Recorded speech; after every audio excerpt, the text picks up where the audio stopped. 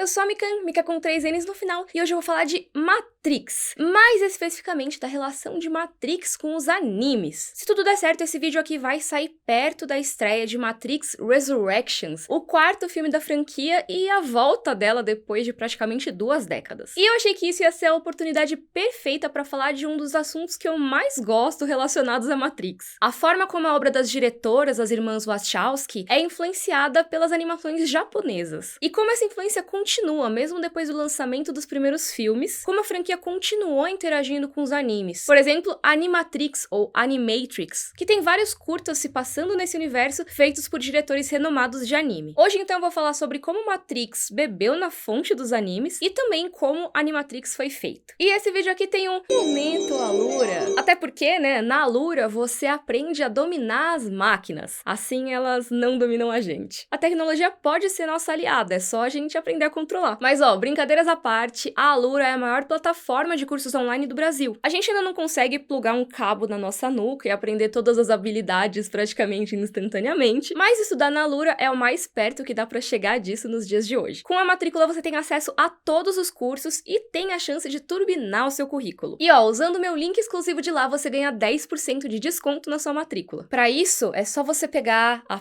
pílula vermelha. Não, brincadeira. É só você ir em alura.com.br/promoção/Mikan ou, né, clicar no link que tem aqui na descrição. E agora, bora falar dessas influências dos animes.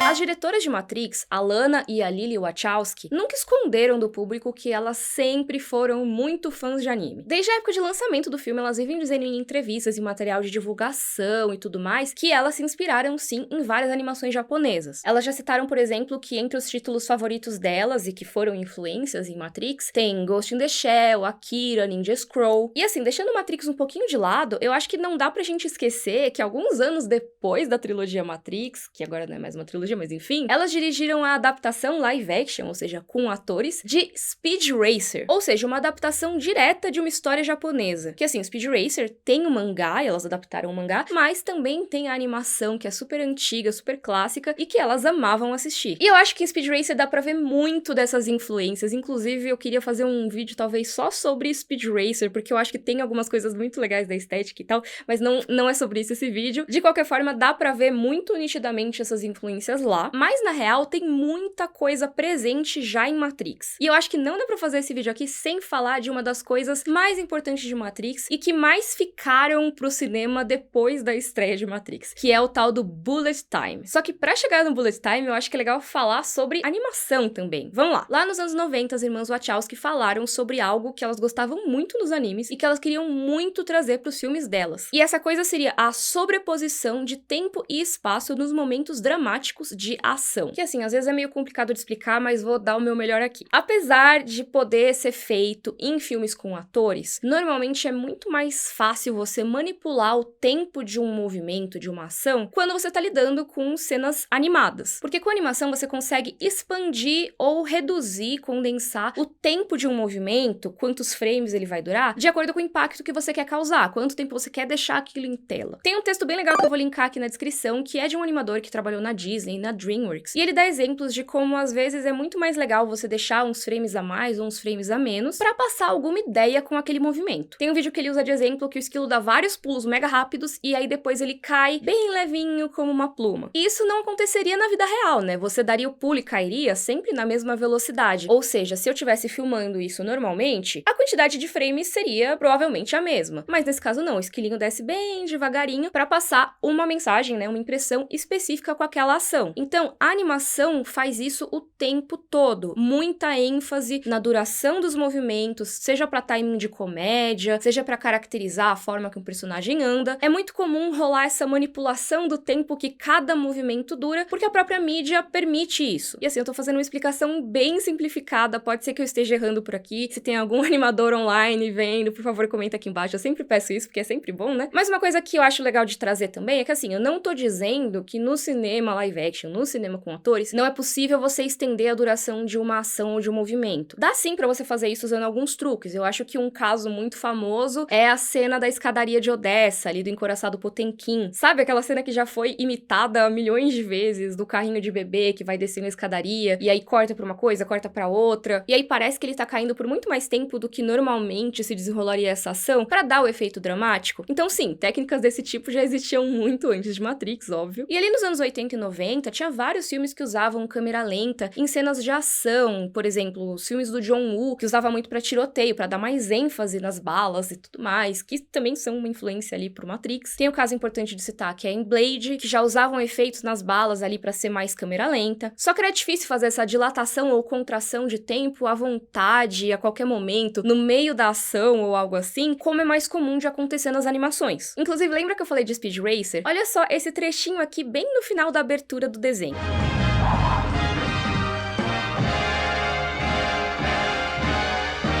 E esse trechinho aqui de Matrix.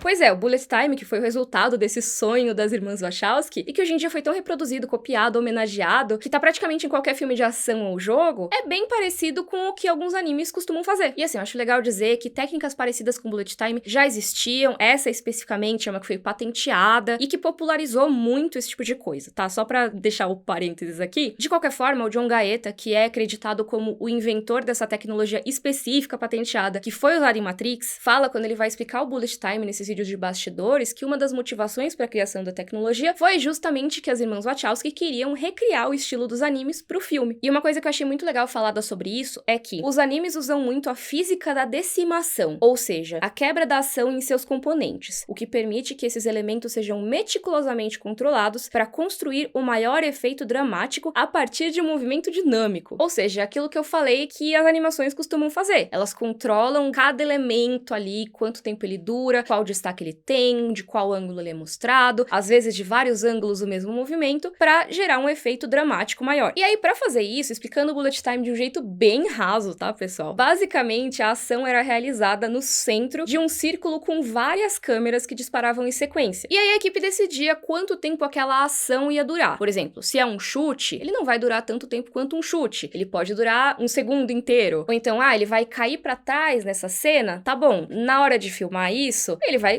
cair para trás, porque é o tempo que uma ação dura normalmente. Mas na hora de regular as câmeras, eles conseguiam definir quantas fotos seriam tiradas, ou seja, no final das contas, quantos frames que aquela ação ia ter. Com isso dava para estender a duração desse movimento quanto eles quisessem. Mais ou menos como num anime de esportes, dá tempo de vários personagens reagirem e comentarem e ficarem chocados e você mostrar a cada um deles, enquanto uma bola que foi arremessada ainda nem chegou no chão. Então, se hoje em dia a gente tem bullet time, se hoje em dia a gente tem boa parte dos filmes de ação da indústria repetindo o que ficou muito famoso com Matrix, muito disso se deve às animações japonesas. Ok, aí uma coisa que eu tenho certeza que muita gente já comentou no vídeo enquanto tava ouvindo aqui, que é, mas Matrix copiou Ghost in the Shell. E eu acho legal comentar isso pra já tirar da frente. Sim, Ghost in the Shell e Matrix têm muitas coisas em comum, e não é à toa que eu citei os dois na minha lista de filmes cyberpunk, que eu vou deixar linkado aqui na descrição. Pra quem não conhece, Ghost in the Shell é um anime de 1995, é um longa-metragem dirigido pelo Mamoru Oshii, que adapta um mangá do Masamune Shirow, lançado ali no final dos anos 80, começo dos anos 90. E é bem comum que as pessoas apontem as semelhanças entre Matrix e Ghost in the Shell como plágio. Mas vamos lá, realmente, se você for olhar, tem bastante coisa parecida sim, principalmente na parte estética, na minha opinião. Inclusive, tem vários vídeos comparando trechos. Tem coisas bem óbvias, tipo o esquema de cores de preto e verde, o código verde neon, assim, contra o fundo preto, piscando ali na parte da abertura. Tem os plugs que se conectam na nuca dos personagens, e até cenas bastante específicas, tipo o tiroteio explodindo as melancias. Então, sim, tem muitas referências bastante diretas a Ghost in the Shell, na real. Mas eu acho que uma coisa que precisa ser dita é que tem muitos filmes de ficção científica e muitos diretores de Hollywood que se inspiram em Ghost in the Shell. De James Cameron e Steven Spielberg, tem uma galera que elogia esse filme. Até porque ele, junto com Akira, é um dos animes mais influentes na cultura pop ocidental até hoje. E assim, as irmãs Wachowski nunca esconderam essa influência. Na verdade, pelo contrário, uma história mega conhecida dos bastidores bastidores de Matrix é que quando as irmãs Wachowski estavam fazendo reunião com produtores pra tentar convencer esses produtores a fazer Matrix, elas chegaram ali na reunião com o Joel Silver, que acabou sendo o produtor mesmo, e passaram pra ele ver um DVD de Ghost in the Shell. E aí depois que terminou o filme falaram, queremos fazer isso aqui de verdade. Então sim, a intenção desde sempre foi fazer algo parecido com Ghost in the Shell, só que com atores de carne e osso. E o Mamoru Oshii, que é o diretor de Ghost in the Shell, não ficou ofendido com essas homenagens não. Na real, tem até texto dele com resenha das continuações de Matrix. E até na época do lançamento do primeiro Matrix, tem entrevistas conjuntas dele com as irmãs Wachowski. Aí eles três falam desde Ghost in the Shell até Matrix, até ficção científica como um todo, produção de filmes. E nessa entrevista que eu tive acesso, tem até foto do Mamoru Oshii abraçado com as duas. Eu só não coloco aqui a imagem da matéria, porque essa foto é bem antes da transição das irmãs Wachowski, que são mulheres trans, e essa foto não corresponde à imagem delas nos dias de hoje, então achei que seria desrespeitoso colocar aqui, mas de qualquer forma eu queria pontuar que sim, existe foto do Mamoru Oshii abraçando as irmãs Wachowski em matérias promovendo Matrix. Então, não me parece que ele esteja incomodado com cópia ou plágio nenhum. O pessoal pode ficar de boas. E assim, agora sem pensar no que o Mamoru Oshii acha ou no que as irmãs disseram, pra mim, Mikan, apesar de Matrix ser bastante inspirado visualmente em Ghost in the Shell, isso não dá pra negar, eu acho bastante importante apontar, primeiro, que os dois beberam da mesma fonte, que é o livro Neuromancer, do William Gibson, e segundo, que eu acho que Matrix e Ghost in the Shell têm histórias completamente diferentes, seja na trama em si, ou até nas abordagens temáticas, nas discussões filosóficas. As histórias, pra mim, não tem nada a ver. Se eu fosse comparar a história de Matrix com algum outro anime, seria com Serial Experiments Lain, que é um anime que, inclusive, eu recomendo se você curte esses temas. Talvez eu possa fazer vídeo no canal mais pra frente. Mas assim, ok, tem algumas coisas parecidas em Lain. Só que esse anime começou a passar menos de um ano antes da estreia de Matrix, ou seja, lá pra 98. Sendo que as irmãs Wachowski estavam tentando conseguir aí a produção de Matrix desde pelo menos 94. Então também não dá pra dizer que Matrix é uma cópia de Lain. Assim como também não dá pra dizer que Lain é uma cópia de Matrix. Na verdade, o que acontece é que todas essas obras são meio contemporâneas e estavam discutindo os temas daquela realidade. Ali nos anos 80, 90, 2000, ganhou muito mais força do que já rolava a discussão sobre o papel da tecnologia, o que é o humano, o que é o robô, o que é o desenvolvimento acelerado do capitalismo, qual é o papel dos espaços virtuais, digitais, o cyberpunk ganhando muita força. Não é à toa que nesse intervalo de 2 ou 3 décadas a gente tem várias obras que discutem temas parecidos e às vezes são parecidas esteticamente. Ó, só pra citar algumas delas, tem o próprio Neuromancer, que eu já falei, tem o Ronin, do Frank Miller, tem o Blade Runner, que apesar de adaptar um livro mais antigo, saiu nos anos 80, o filme, tem Akira, aí nos anos 90 tem Ghost in the Shell, tem Lain, que eu já falei, o próprio Matrix, Alita, Anjo de Combate, e mais um monte de outras obras. É por isso que eu acho que mesmo existindo, sim, essa inspiração visual em Ghost in the Shell, que as irmãs Wachowski vivem falando que elas já tiveram e que o próprio Mamoru Oshii reconhece aparentemente como uma coisa legítima e não como uma cópia, eu acho que é meio injusto dizer que Matrix é uma cópia do anime X ou do anime Y, porque mesmo tendo algumas coisas em comum, boa parte delas era reflexo do que estava sendo feito artisticamente naquela época, principalmente na ficção científica. E eu acho que essas referências, principalmente a Akira, Ghost in the Shell e outros animes que rolam em Matrix, são só provas de como as animações japonesas influenciaram as irmãs Wachowski. E assim, eu acho que também é legal dizer que não são só referências de anime que tem em Matrix. Tem outras coisas, inclusive, muito mais diretas. Por exemplo, Alice no País das Maravilhas, que é o negócio siga o coelho branco, para em outro mundo, seguir pelo buraco do coelho. Várias referências a filmes de artes marciais. Não é à toa que eles chamaram o Yuen Woo-ping, que dirigiu os sucessos antigos do Jackie Chan e um dos coreógrafos de artes marciais mais conhecidos do mundo pra fazer as lutas de Matrix. Tem os filmes do John Woo pra influenciar as cenas de tiroteios, como eu já comentei, sem contar um monte de referências bíblicas, filosóficas. Tem, por exemplo, o Mito da Caverna, ou então a obra do Jean Baudrillard, que eu não sei se eu tô falando certo, Baudrillard,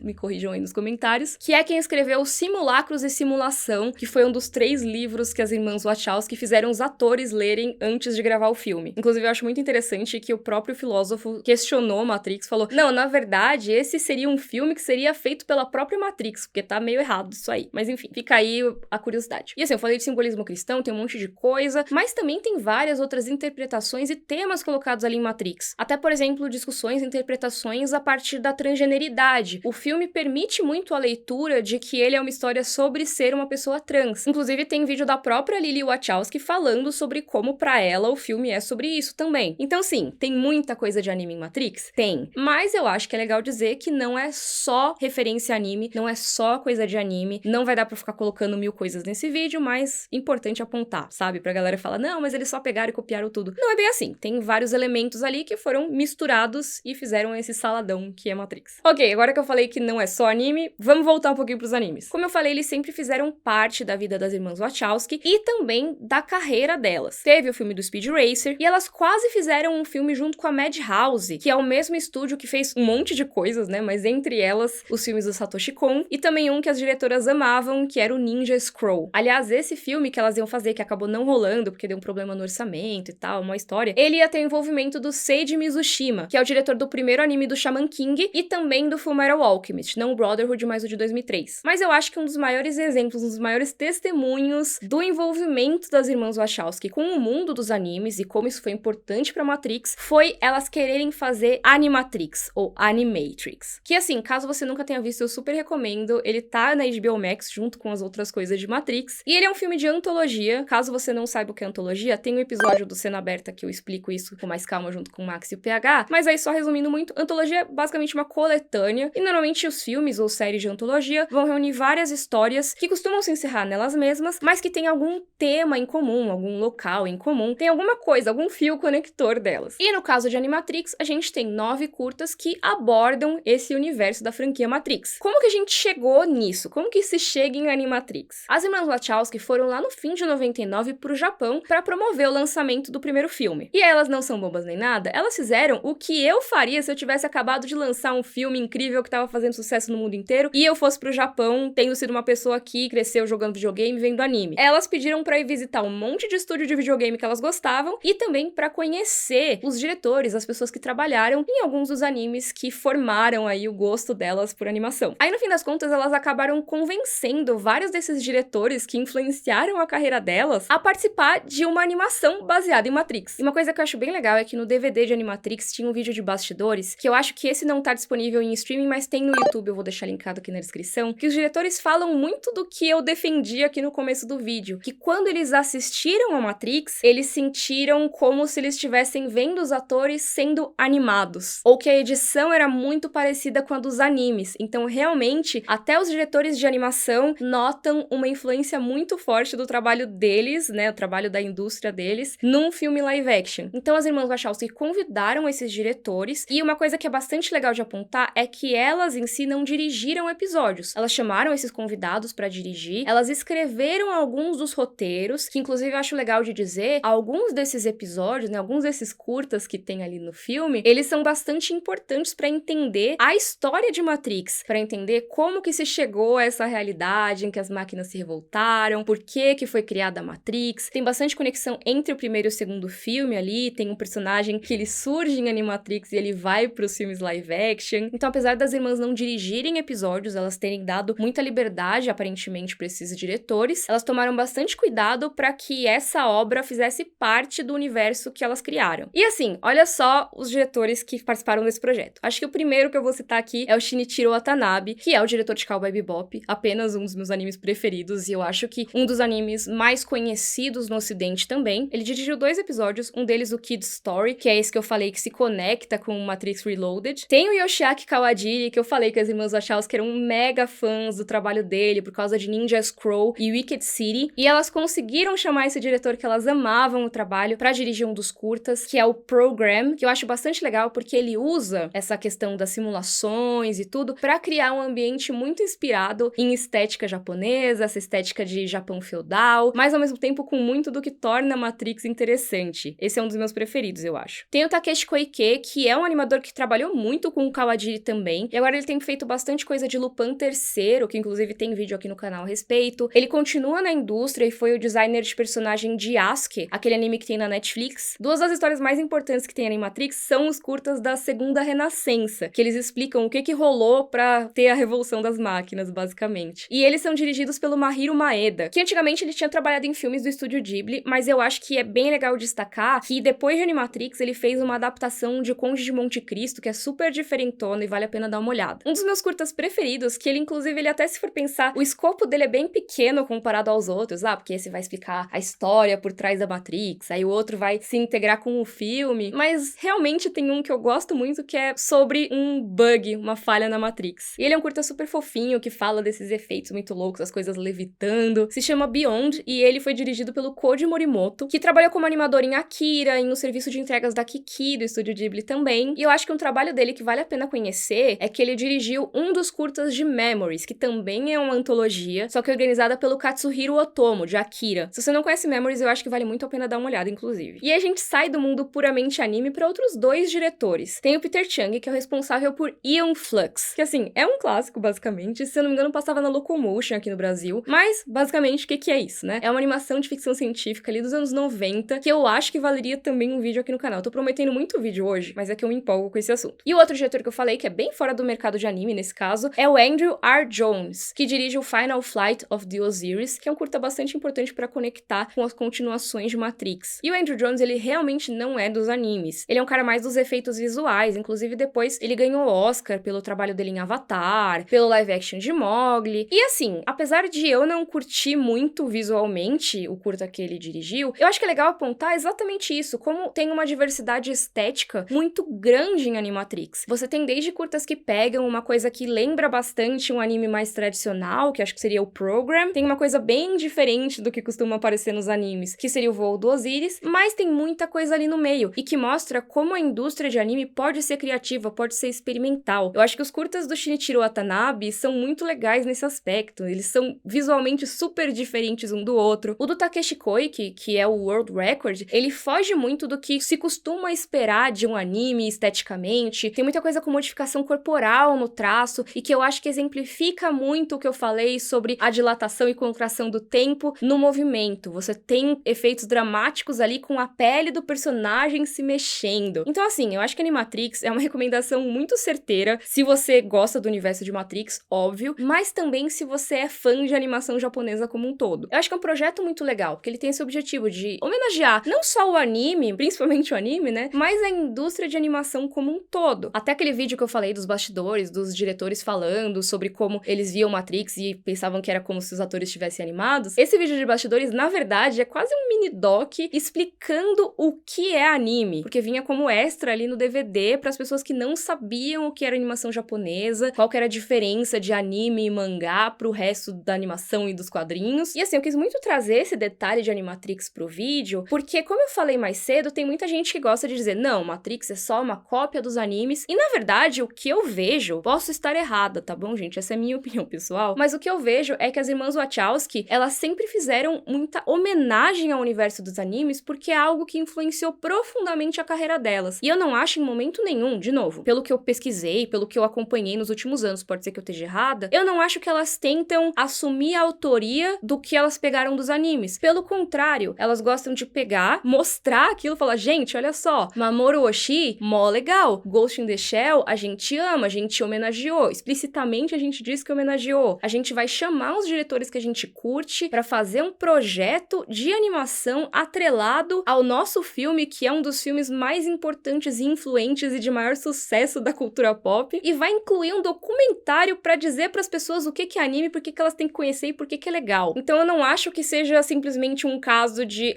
eu peguei isso aqui, pus no meu filme e estou dizendo que eu sou um gênio. Não, o que eu acho que rola em Matrix é uma coisa que falta muito às vezes em Hollywood, que é diálogo e troca. Muitas vezes Hollywood simplesmente pega algo de outras indústrias, seja da indústria japonesa, de Bollywood, de outros filmes de locais menos conhecidos e faz ou a sua própria versão, ou simplesmente pega o negócio, refaz e diz que é seu. Eu acho que Matrix foi o contrário disso. Não só elas pegaram algumas coisas e fizeram um remix de um jeito que faz a obra ser completamente diferente do que inspirou elas. Você vê a homenagem, mas você vê que são obras completamente diferentes, como elas também usaram o sucesso e a influência dessa obra pra enaltecer os diretores que elas admiravam. Inclusive, parece até que elas chamaram o Mamoru Oshii de Ghost in the Shell, mas não rolou dele participar do Animatrix. Mas assim, até ele estaria, eu acharia muito legal. Tem até uma entrevista do Mamoru Oshii, que eu vou deixar linkada aqui na descrição, mas eu acho legal trazer um trechinho, porque eu acho que fala muito sobre isso. A animação japonesa começou como uma forma de entretenimento fortemente inspirada por Hollywood. Eu acho interessante que várias características e estilísticas de Hollywood foram filtradas por criadores japoneses e agora foram reimportadas por Hollywood. É a confirmação de que os nossos artistas e diretores conseguiram sair desse tipo de dependência cultural. Ser imitado em outro filme é como uma manifestação de respeito. É sempre interessante ver como algumas coisas foram interpretadas e utilizadas. No fim, a influência sempre é mútua, e nenhum filme pode dizer que é completamente original. Sempre existe um modelo modelo ou fonte de inspiração anterior. Falando por mim, eu só fico feliz que a animação japonesa receba reconhecimento no exterior. Nós japoneses temos essa característica que faz a gente reverenciar coisas que vêm do exterior. Meu filme Ghost in the Shell não era tão exaltado no Japão até que ficou famoso nos Estados Unidos e na Europa. Dito isso, eu acho que a animação ainda é considerada como uma forma de fazer filmes de segunda ou terceira linha, seja no Japão ou fora daqui. É um preconceito que não vai desaparecer tão facilmente. Fecha aspas dele. E eu acho que com essa influência dos animes, as irmãs Wachowski conseguiram mostrar como muitas das coisas que existem nas animações, seja nos animes ou nas outras animações, podem sim melhorar e tornar mais inventivo o cinema feito com atores. Por isso que eu achei muito legal trazer esse tema pra cá, porque realmente é algo que me fascina demais. Eu espero que vocês tenham gostado. Comentem aqui embaixo se vocês sabiam das coisas que eu trouxe, se vocês concordam comigo. Lembrando que tem o link com desconto na Lura aqui na descrição.